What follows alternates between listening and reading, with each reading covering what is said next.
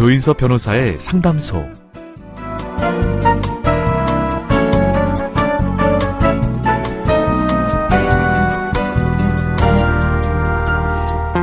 개나리는 겨울도 가을도 아닌 무려 2계절이나 앞선 여름부터 꽃눈을 준비한다고 합니다. 조용히 때를 기다리면서요. 모든 것에는 시기가 있다고 하죠. 꽃눈처럼 단단한 껍데기 속에 소중한 것을 준비해놓고 있다면 만개하는 시기는 언제든 꼭 오지 않을까요?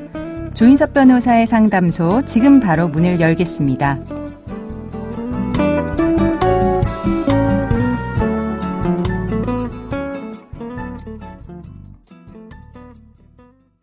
당신을 위한 로하우스 조담소, 오늘도 임영인 변호사와 함께합니다. 안녕하세요.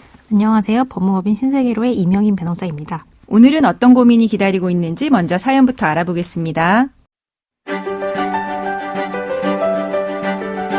저희 부부는 젊은 시절 무척 바쁘게 살았습니다. 아이는 밤 늦게까지 학원에 보내고 저희는 맞벌이를 하고 주말에도 쉬지 않고 일해서 돈을 버는 게 잘 사는 것이라고 생각했습니다. 세월은 쏜살같이 지나갔고 딸은 20살이 되자마자 결혼을 했습니다. 사위라고 데려온 남자는 제 마음에 들지 않았습니다. 처음에는 반대를 했지만 딸을 이길 수 없어서 결국 결혼을 허락할 수밖에 없었습니다. 저는 사위와 딸에게 맞벌이를 하기보다는 자식과 많은 시간을 보내라고 조언하고 싶었습니다. 하지만 그런 이야기를 할 시간조차 없을 정도로 둘은 바쁘게 맞벌이를 했습니다. 그러다가 손녀가 태어났습니다. 맞벌이 가정에서 손녀를 돌볼 사람은 저희 부부밖에 없었습니다. 딸을 키우면서 못한 사랑을 손녀에게 듬뿍 주었습니다. 손녀도 많은 관심과 사랑으로 건강하게 잘 자랐습니다. 그러던 어느 날 갑자기 딸은 더 이상 이렇게 살 수 없다며 이혼을 했습니다. 결혼 8년 만의 일이었습니다. 양육권은 사위가 가져갔고 딸은 한국이 숨 막히다면서 유학을 떠났습니다. 저는 손녀가 너무 보고 싶어서 괴로울 지경입니다. 하지만 사위는 저의 연락을 전부 피하고 있습니다. 딸은 양육비를 보내고 있지만 면접교섭은 하고 있지 않은 상태입니다. 외할아버지인 제가 손녀에 대한 면접교섭을 할 수 있는지 궁금합니다.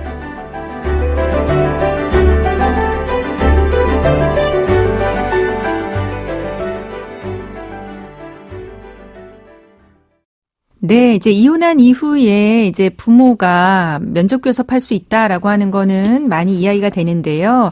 지금 사연은 조부모, 그러니까 할아버지 할머니가 손자 손녀를 볼 수 있는 면접교섭이 가능한지의 문제입니다. 어떤가요? 오랫동안 민법에서는 비양육자와 자녀 간의 면접교섭을 정하고 있었는데요.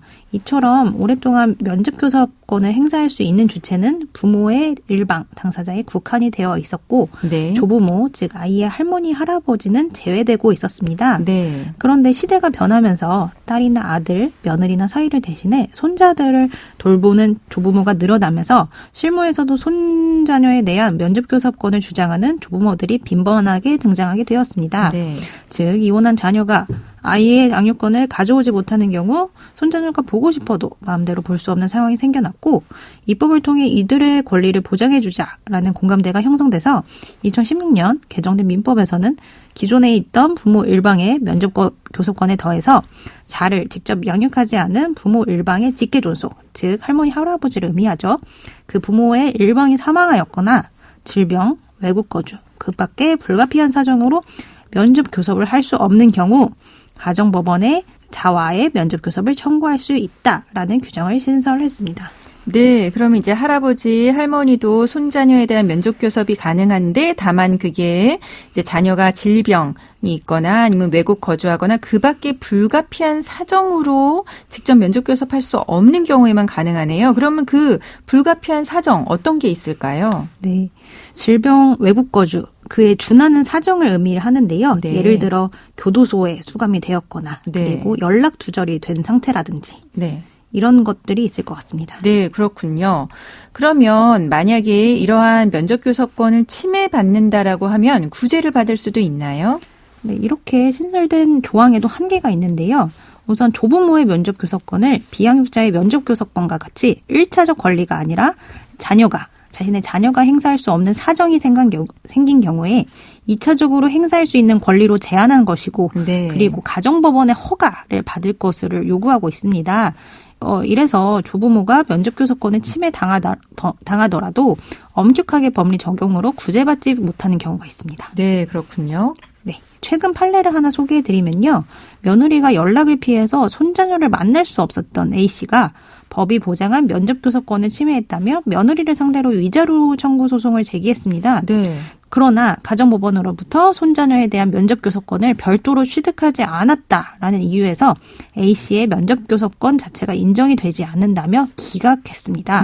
네. 그러니까 법원은 자동으로 면접교섭권이 인정되는 부모와 달리 조부모는 가정법원에 청구해서 그 결정에 따라 권한을 부여받기로 되어 있기 때문에 면접교섭권이 인정되지 않았다고 판단한 것입니다. 네, 그러면은 이분 같은 경우는 면접교섭권을 법원에 청구해서 권리를 인정받은 다음에 그럼에도 불구하고 며느리가 이거를 방해하면 위자료는 받을 수 있다는 이야기가 되긴 하겠네요. 그러면 이런 조부모의 면접교섭과 관련해서 외국의 경우는 어떤가요? 네, 외국에서는 조부모는 물론 가족이 아닌 제3자의 면접교섭권도 폭넓게 보장하고 있는 추세라고 합니다. 네. 유럽인권재판소는 법률상 부모가 아닌 생물학적 부친, 부모 대신 아동을 돌봐온 소아과 의사 등 후견인에게도 면접교섭권을 인정하고 있습니다. 네. 재판소는 가족생활은 혼인에 근거한 관계뿐만 아니라 사실상의 가족관계도 포함된다며 면접교섭권을 친족에게만 한정하고 후견인 등 장기간 아동을 양육하고 밀접한 관계를 가진 사람에 대해서 부정한 것은 위법이라고 판단했습니다. 네.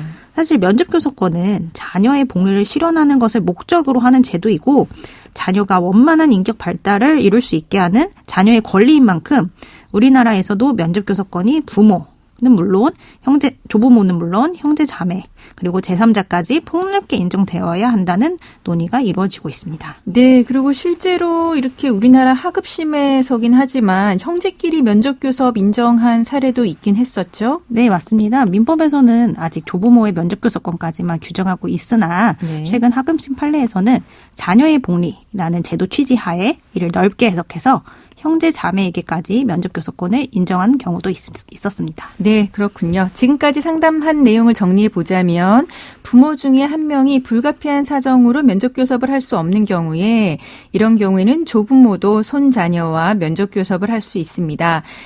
이때 불가피한 사정이란 교도소 수감이나 해외 이민 등이 해당하긴 하겠죠. 그런데 이제 외국의 경우는 조부모는 물론 가족이 아닌 제3자의 면접교섭권도 폭넓게 인정하는 추세입니다. 인데요. 우리나라도 이러한 폭넓은 면접교섭권에 대한 논의는 진행하고 있는 상태입니다. 지금까지 이명인 변호사와 함께했습니다. 네, 감사합니다. 조인섭 변호사의 상담소는 유튜브를 통해서 다시 듣기 하실 수 있습니다. 궁금한 점이나 건의할 사항이 있으면 댓글을 달아주세요.